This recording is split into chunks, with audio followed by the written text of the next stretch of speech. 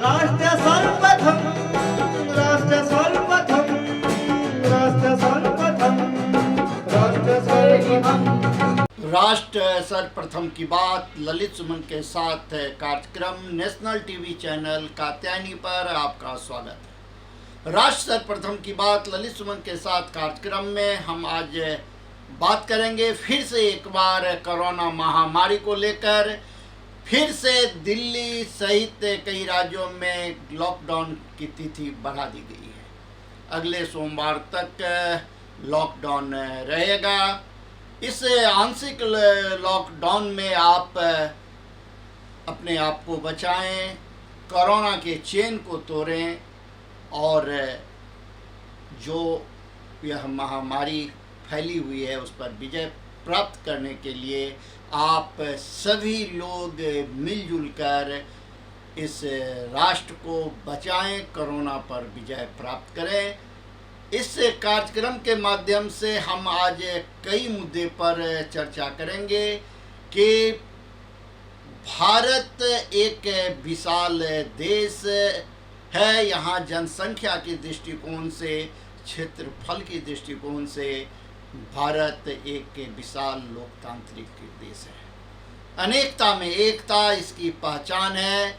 यहाँ प्रत्येक कोस के बाद भाषा बदल जाती है। यहाँ प्रत्येक राज्य में वाणी बदल जाती है। यहाँ प्रत्येक राज्य के अंदर अलग अलग तरीके से नियम और कानून है। जबकि भारत एक लोकतांत्रिक देश है। भारत का एक संविधान है और एक संविधान के तहत भारत में प्रत्येक नागरिक के लिए एक समान कानून होना चाहिए। लेकिन आज़ादी के 74 वर्ष बाद भी जब भारत 75वें वर्ष में प्रवेश करने जा रहा है तो कई सारे ऐसे मुद्दे हैं जिस पर गंभीरतापूर्वक विचार करने की ज़रूरत है। राष्ट्र सर्वप्रथम की बात ललित सुमन के साथ कार्यक्रम में हम आपसे पहले भी चर्चा कर चुके हैं और बार बार हमने आप सभी भारतवासियों से आग्रह किया है कि भारत की एकता और भारत की अखंडता पर लगातार प्रहार होने के बावजूद भी अगर भारत की एकता और अखंडता को कोई चाहे कितना भी चुनौती देने का काम किया हो उसे खंडित आज तक नहीं कर पाया, तो यह है भारतवासी के अंदर एक अपनी विशेषता जिसे आप राष्ट्र के प्रति समर्पण भी कर सकते हैं। 1857 आंदोलन की बात हो या 1947 में देश की आज़ादी की बात हो या देश की आज़ादी के बाद भारत के विकास की यात्रा हो या पिछले 6 वर्षों में भारत ने जो एक नई पहचान कायम किया है उसकी बात हो। इन सभी मुद्दे पर, इन सभी बातों पर अलग अलग तरीके से आप विवेचना कर सकते हैं। आप किसी के पक्ष में अपना मत रख सकते हैं, आप किसी के खिलाफ अपना मत रख सकते हैं। लेकिन जब बात राष्ट्र की होती है, जब बात राष्ट्र की एकता और अखंडता की होती है तो सभी एक सूत्र में राष्ट्र को सर्वोपरि मानते हैं। यही भारत की विशेषता है। राष्ट्र सर्वप्रथम की बात ललित सुमन के साथ कार्यक्रम में हम आपको बताएं कि दिल्ली वासी ने राहत की सांस ली है। दिल्ली में कोरोना का ग्राफ गिरने लगा है और मुख्यमंत्री अरविंद केजरीवाल ने भी लॉकडाउन की तिथि बढ़ाते हुए कहा है कि अब दिल्ली में 10.5% के लगभग रेशियो रहा है। यह आंकड़ा और कम होगा, निश्चित रूप से कम होगा। जिस प्रकार से दिल्ली के सभी निवासियों ने कानून का साथ दिया है, कानून के रक्षकों ने अपने तरीके से दिल्ली को बचाने का काम किया है, दिल्ली के सभी नेताओं ने जिस प्रकार से एकजुटता का परिचय देकर दिल्ली के उन पीड़ितों को जिन्हें ऑक्सीजन नहीं मिल रहा था, जिन्हें बेड नहीं मिल रहा था, जिन्हें दवाई उपलब्ध नहीं हो रहा था, उन सभी के लिए जिस प्रकार से काम किया, इसके लिए सभी धन्यवाद के पात्र हैं। दिल्ली न्यायालय, चाहे वह जिला न्यायालय हो, चाहे दिल्ली उच्च न्यायालय हो या सर्वोच्च न्यायालय हो, सभी ने इस अवसर पर अपनी जो भूमिका अदा की है उसकी जितनी भी प्रशंसा की जाए वह कम है। एक लोकतांत्रिक के देश की यही तो विशेषता है, जब एक व्यवस्था थोड़ी सी पटरी से उतरती है तो दूसरी लोकतांत्रिक व्यवस्था उसे संभाल लेती है। इसीलिए लोकतंत्र में 3 स्तंभ, कार्यपालिका, विधायिका और न्यायपालिका भारत के संविधान में दर्ज है। चौथा स्तंभ मीडिया को माना जाता है, लेकिन मीडिया संविधान के तहत स्तंभ नहीं है। लेकिन आज़ादी से पहले की बात हो या आज़ादी के बाद की बात हो, मीडिया ने हमेशा राष्ट्र को सर्वप्रथम माना है और राष्ट्र को सर्वप्रथम मानते हुए राष्ट्रीयता के लिए मीडिया ने जो कुर्बानी दिया है, यह इतिहास के पन्नों में सुनहरे अक्षरों में दर्ज है। मीडिया को किसी से किसी प्रमाण की ज़रूरत नहीं, क्योंकि मीडिया जो कुछ भी करता है वह सिर्फ और सिर्फ राष्ट्र को सर्वोपरि मानकर करता है। वह भारत को अपनी माँ के रूप में देखता है और भारत माता की रक्षा के लिए वह जब कलम उठाता है तो वह सत्यमेव जयते की ही भाषा बोलता लिखता है।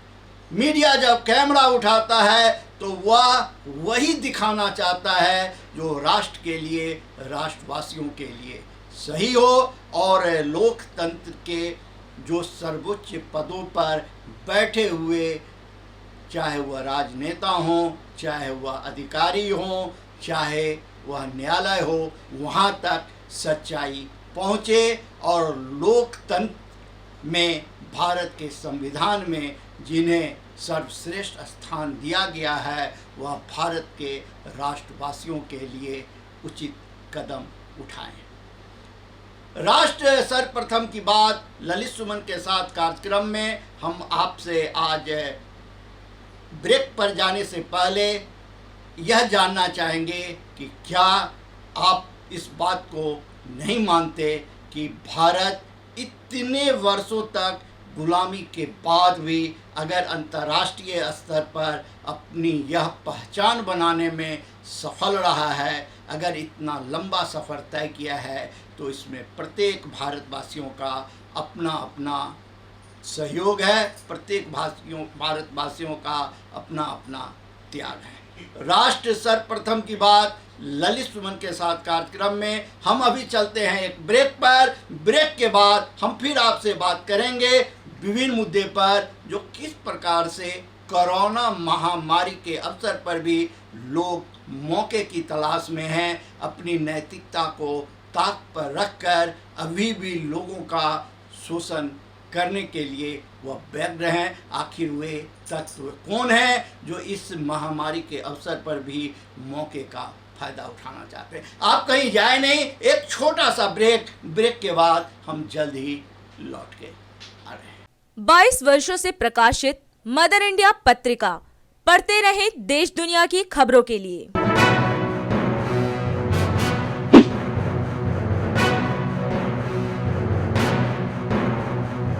26वें वर्ष में आपके लोकप्रिय समाचार पत्र इंडिया दर्पण का प्रवेश। आप देखते रहे अपने क्षेत्र की खबरें।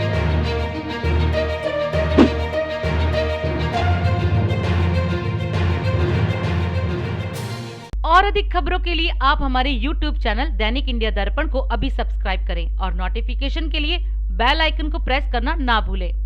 राष्ट्र सर्वप्रथम की बात ललित सुमन के साथ कार्यक्रम में ब्रेक के बाद आपका फिर से एक बार स्वागत है। ब्रेक पर जाते समय हम आपसे बात कर रहे थे जो किस प्रकार से इस महामारी के अवसर पर भी लोग मौके का फायदा उठा रहे हैं, अपनी नैतिकता को ताक पर रख रहे हैं। कोई ऑक्सीजन की कालाबाजारी कर रहा है तो कोई दवा की कालाबाजारी कर रहा है, कोई ऑनलाइन बेड दिलाने के नाम पर, कोई ऑनलाइन लोगों को आईसीयू दिलाने के नाम पर, कोई ऑनलाइन लोगों को ऑक्सीजन दिलाने के नाम पर ठगने का काम कर रहा है। आखिर वो कौन है? तो आप जब इसे गंभीरता पूर्वक देखेंगे, जानने की कोशिश करेंगे, तो आपको स्वतः पता चलेगा, चाहे वह महाभारत का काल हो, चाहे वह रामायण का काल हो, प्रत्येक समय में आत्मा और दुरात्मा दो रहा है। जो आत्मा है वो आत्मा की मदद करती है, राष्ट्र को, समाज को, मानवता की रक्षा के लिए वह आगे बढ़ के आता है। और जो दुरात्मा है वह हवन को विध्वंस करने का काम करता है, साधु सन्यासी को प्रताड़ित करने का काम करता है, समाज के नेक आदमी को तंग और तबाह करने का काम करता है, कानून का माहौल बनाने का काम करता है, और शक्ति के बदौलत, गलत तरीके से अर्जित धन के बदौलत समाज में और राष्ट्र में वो अपनी एक अलग सत्ता स्थापित करने का काम करता है। अभी महामारी के इस काल में भी उसी प्रकार के ये तत्व हैं जो संगठित अपराध करने का काम कर रहे हैं, जो ऑक्सीजन की कालाबाजारी कर रहे हैं, जो दवाई की कालाबाजारी कर रहे हैं, जो बेड का सौदा कर रहे हैं, जो पीड़ितों की सहायता करने की जगह, मानवता की रक्षा करने की जगह इस मौके का फायदा उठाकर धन अर्जित करने का काम कर रहे हैं। उन्हें किसी की संवेदना से कुछ नहीं लेना, उन्हें मानवता धर्म से कुछ नहीं लेना, उन्हें लोगों की पीड़ा से कुछ नहीं लेना, उन्हें सिर्फ और सिर्फ पैसा चाहिए, और वो सिर्फ पैसे के लिए वे तमाम तरह के हथकंडे अपनाने का काम करते हैं, जिसे कानून की भाषा में गैर कानूनी काम कहा जाता है, और धर्म की भाषा में उसे अधर्म की संज्ञा दी जाती है। राष्ट्र सर्वप्रथम की बात ललित सुमन के साथ कार्यक्रम में हम आपको फिर से एक बार बताएं कि भारत एक बहुत विशाल देश है, और भारत के सभी राज्यों के मुख्यमंत्री, सभी राज्यों के राज्यपाल, देश के प्रधानमंत्री से लेकर तमाम सांसद अगर एकजुट होकर जो शपथ लिया था चुनाव जीतने के बाद, उसे याद कर अगर देश में फैली इस महामारी पर अगर विजय प्राप्त करना चाहते हैं, उस अनुरूप काम करे, तो भारत न सिर्फ कोरोना के दूसरी लहर के बाद तीसरी और चौथी लहर पर भी विजय प्राप्त करेगा, बल्कि भारत के सामने यह एक बहुत बड़ा अवसर है जब भारत उन तमाम चीज़ों को एकत्र कर सकता है, एक नई उपलब्धि प्राप्त कर सकता है स्वास्थ्य के क्षेत्र में, जिसकी ज़रूरत आज़ादी के 74 वर्ष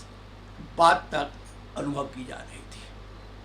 आज जब हम देखते हैं जो एक एक निगम क्षेत्र में 2-2 कोरोना सेंटर, वहाँ के स्थानीय निगम पार्षद, विधायक और सांसद और एनजीओ के माध्यम से तैयार कर दिया जा रहा है, तो मुझे यह एक विश्वास मन में उत्पन्न होता है कि जरूर भारत एक न एक दिन फिर से अपने विकास की उस गति को प्राप्त करेगा। भारत निश्चित रूप से विश्व गुरु बनेगा, भारत निश्चित रूप से एक विकासशील राष्ट्र की श्रेणी में आकर खड़ा होगा। कहा जाता है जो कि बुराई करना तो सबसे आसान काम है, आप किसी की भी आलोचना कभी भी कर सकते हैं, और आज़ाद हिंदुस्तान में यही तो एक सबसे बड़ी आज़ादी हिंदुस्तान वासियों को मिला कि आप कभी भी किसी पर कुछ भी बोल दें, आपसे कोई पूछने वाला नहीं है।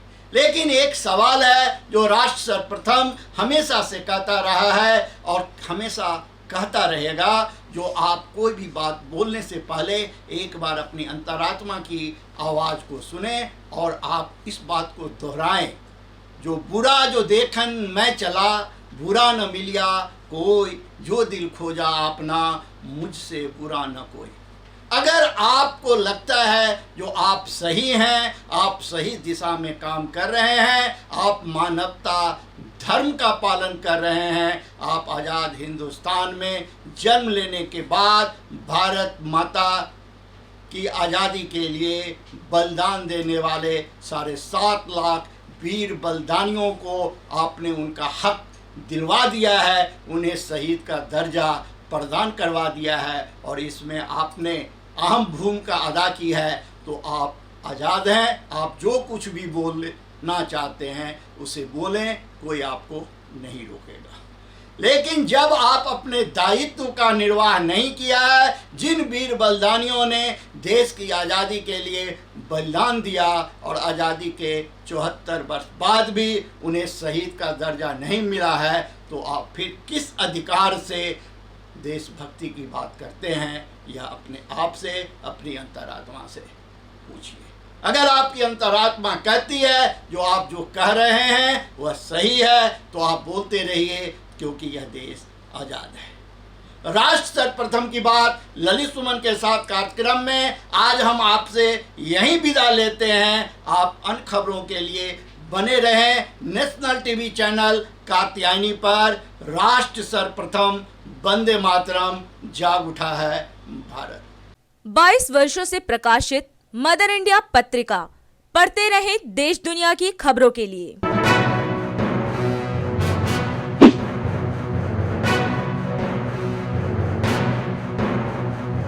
26वें वर्ष में आपके लोकप्रिय समाचार पत्र इंडिया दर्पण का प्रवेश। आप देखते रहें अपने क्षेत्र की खबरें।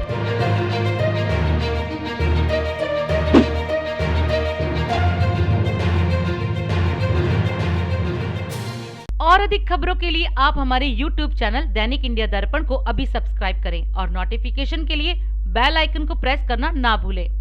बिहार के मुख्यमंत्री नीतीश कुमार ने कल कई जिलों में डेडिकेटेड कोविड हेल्थ सेंटर एवं सभी मेडिकल कॉलेजों में डेडिकेटेड कोविड अस्पताल से वीडियो कॉन्फ्रेंसिंग के जरिए चर्चा की।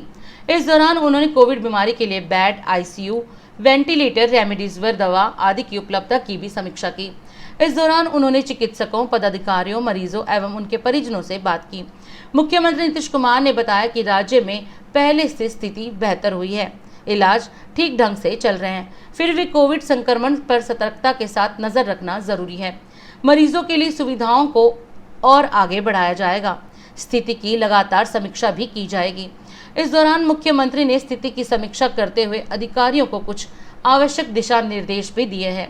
सीएम ने अधिकारियों को मरीजों की हर सुविधा का ख्याल रखने का भी निर्देश दिया है। सीएम नीतीश कुमार ने कहा कि सरकार की तरफ से संसाधनों की कोई कमी नहीं होने दी जाएगी। डेडिकेटेड कोविड हॉस्पिटल में ICU बेडों की संख्या और बढ़ाने के लिए कहा गया है। तो वहीं आज मुख्यमंत्री नीतीश कुमार ने बिहार के पूर्व राज्यपाल रघुनंदन लाल भाटिया जी के निधन पर अत्यंत दुख प्रकट किया है। मुख्यमंत्री नीतीश कुमार ने कहा कि वे कुशल राजनेता थे। उनके निधन से राजनीतिक एवं सामाजिक जीवन में अपूर्णीय क्षति हुई है। राज्य सरकार द्वारा दिवंगत आत्मा की शांति हेतु एक दिन का राजकीय शोक मनाया जाएगा। भारत में कोरोना से मौत ज्यादा, 24 घंटे में 4077 लोगों ने तोड़ा दम, वहीं 3,11,170 नए केस। दिल्ली में एक हफ्ते के लिए फिर से बढ़ा लॉकडाउन, 24 मई तक जारी रहेंगी पाबंदियां। चक्रवाती तूफान तौकते के खतरे को देखते हुए 580 कोरोना मरीजों को दूसरी जगह किया गया शिफ्ट। इजराइल सेना ने गाजा में हमास के टॉप नेता के घर को बनाया निशाना, रॉकेट हमले जारी। बॉम्बे हाईकोर्ट ने यूपी मॉडल को सराहा, WHO और नीति आयोग भी कर चुका है तारीफ। कांग्रेस सांसद राजीव सातव का कोरोना वायरस से उबरने के बाद निधन, राहुल गांधी ने जताया शोक।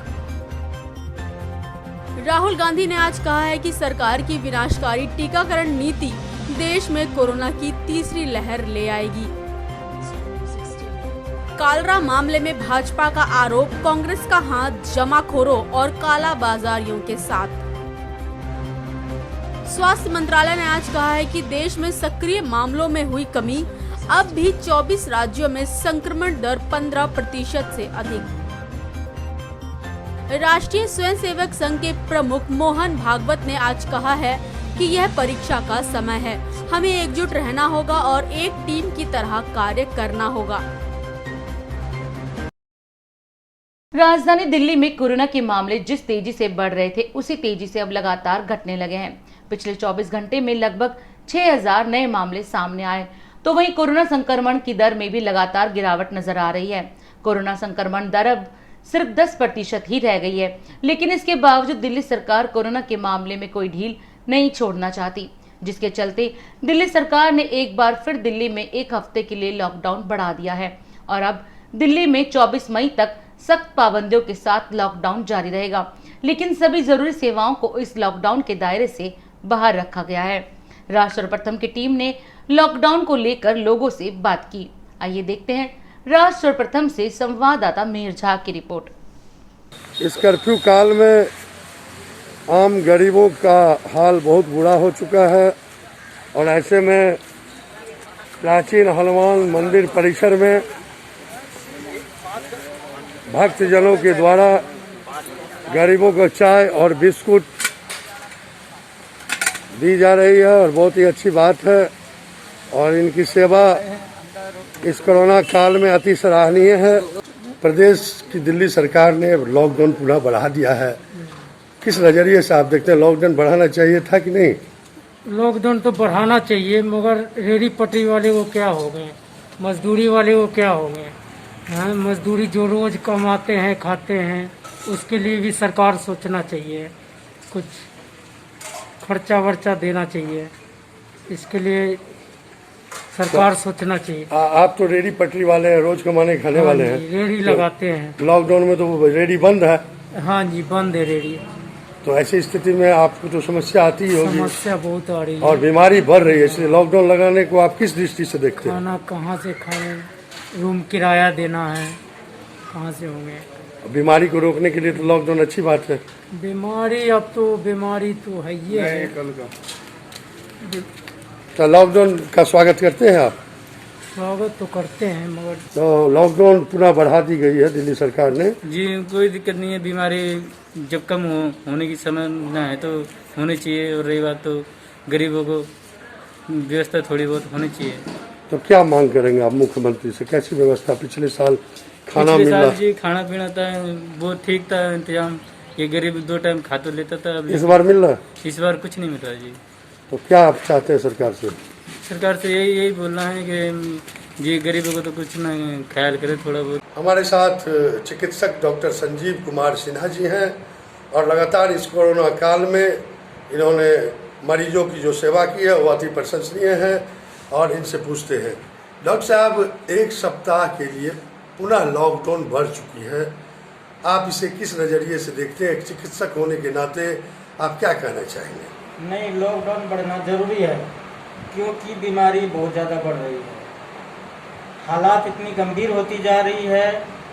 लोगों को हर हमेशा बहुत इमरजेंसी रहने पर घर से निकलना चाहिए, घर पे ही रहना चाहिए और हमें तो क्लिनिक पर रहना पड़ता है, लोगों की मजबूरी है। और हम व्यक्तियों को, मरीजों को सलाह देते हैं कि कम से कम घर से निकलिए, दवा लेना है दवा लीजिए और तुरंत घर जाइए। तो लॉकडाउन का आप स्वागत करेंगे? हाँ, लॉकडाउन ज़रूरी है और इससे कुछ कम हो सकता है कोरोना की बीमारी। बहुत बहुत धन्यवाद। ये हमारे साथ डॉक्टर साहब थे। इनकी बातों को आप सम्मानित दर्शक सभी गौर से सुने और अमल में लाए। दिल्ली प्रदेश अध्यक्ष आदेश गुप्ता के नेतृत्व में सेवाई संगठन द्वारा भाजपा नेता व कार्यकर्ता जगह जगह कोरोना मरीजों के उपचार के लिए मुफ्त ऑक्सीजन, मेडिकल इक्विपमेंट, भोजन व कोविड सेंटर की व्यवस्था कर रहे हैं। तो वहीं आज उत्तरी दिल्ली नगर निगम की पूर्व मेयर व निगम पार्षद प्रीति अग्रवाल ने एक पहल करते हुए कोरोना मरीजों के लिए पोस्ट कोविड सेंटर की शुरुआत की है। इस कोविड सेंटर में उन मरीजों का उपचार किया जाएगा जो कोरोना से ठीक हो चुके हैं और रिपोर्ट भी नेगेटिव आ चुकी हो, लेकिन उन मरीजों में किसी न किसी तरह के कोई भी साइड इफेक्ट नजर आ रहे हैं तो वो इस कोविड सेंटर के माध्यम से अपना उपचार कर सकते हैं। आज रोहिणी सेक्टर 18 के प्राण शक्ति पोस्ट कोविड सेंटर का उद्घाटन कार्यक्रम दिल्ली प्रदेश अध्यक्ष आदेश गुप्ता, उत्तरी पश्चिमी दिल्ली के सांसद हंसराज हंस व पूर्व मेयर व निगम पार्षद प्रीति अग्रवाल द्वारा किया गया। इस मौके पर भाजपा के अन्य कार्यकर्ता भी मौजूद थे। राष्ट्र सर्वप्रथम की टीम ने कोविड सेंटर में आए हुए डॉक्टर से भी बात की। उन डॉक्टर्स ने कोरोना मरीजों के उपचार के अलग अलग तरीके बताए। देखिए, ये मुझे ऐसा लगता है कि पूरी दिल्ली में किसी भी सामाजिक राजनीतिक संगठन के द्वारा बनाया हुआ ये पहला पोस्ट कोविड केयर सेंटर है, जो हमारे यहाँ पर उत्तर पश्चिम लोकसभा क्षेत्र में हमारी पूर्व मेयर प्रीति जी और हमारे सांसद जी हंसराज हंस जी और पूरी पार्टी के जिलाध्यक्ष, ये सब कार्यकर्ताओं ने यहाँ बनाया है। इसके लिए मैं इनको साधुवाद देता हूँ।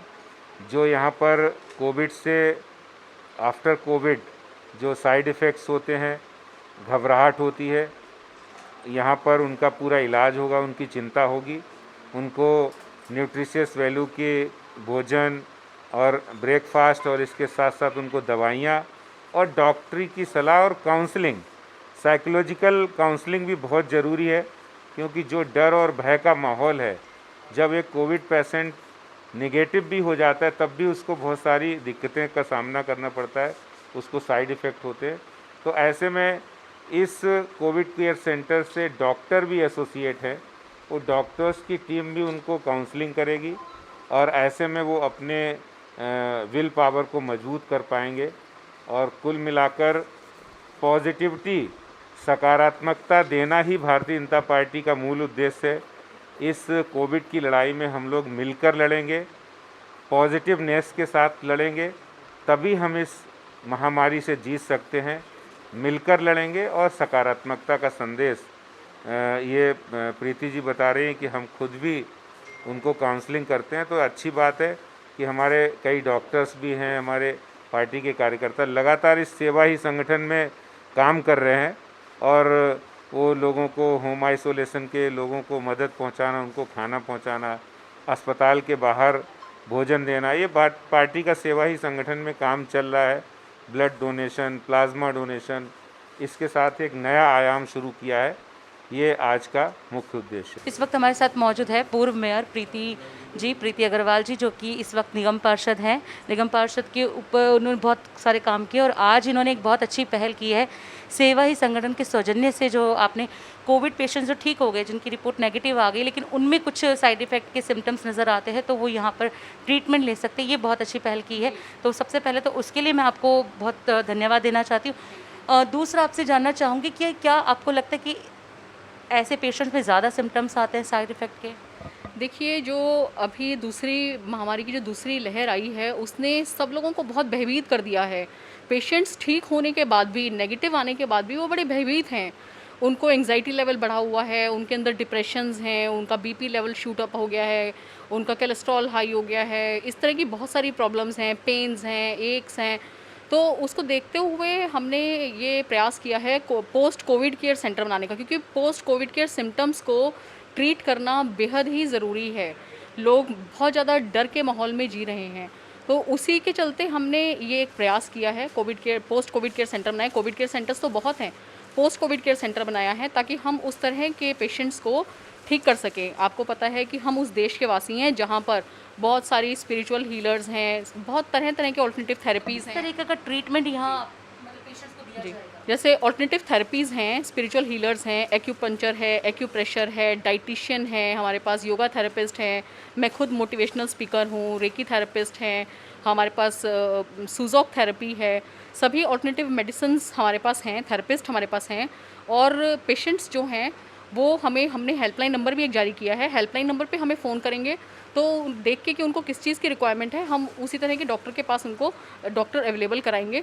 और पेशेंट्स मेडिटेशन करने से, क्योंकि देखिए एक छोटा सा कोरोना वायरस जो हमारे हाथ धोने मात्र से मर जाता है, वो एक छोटा सा वायरस वो पॉजिटिव हो सकते हैं, तो क्या हम अपनी सोच पॉजिटिव नहीं कर सकते? तो यही एक प्रयास है। हम भारतीय जनता पार्टी के कार्यकर्ता हमेशा पॉजिटिविटी की बात करते हैं, तो ये एक प्रयास है कि हम सब मिल के सर्वे भवन्तु सुखिनः, क्या हम अपनी दिल्ली को, हम अपने देश को, हम अपने प्लेनेट को ऐसी स्पिरिचुअल हीलिंग दें, पॉजिटिविटी दें कि जो ये कोरोना का भय है, जो ठीक होने के बाद भी लोगों को सता रहा है, वो किसी तरह से दूर हो पाए। और अधिक खबरों के लिए आप हमारे YouTube चैनल दैनिक इंडिया दर्पण को अभी सब्सक्राइब करें और नोटिफिकेशन के लिए बेल आइकन को प्रेस करना ना भूलें। राष्ट्र सर्वप्रथम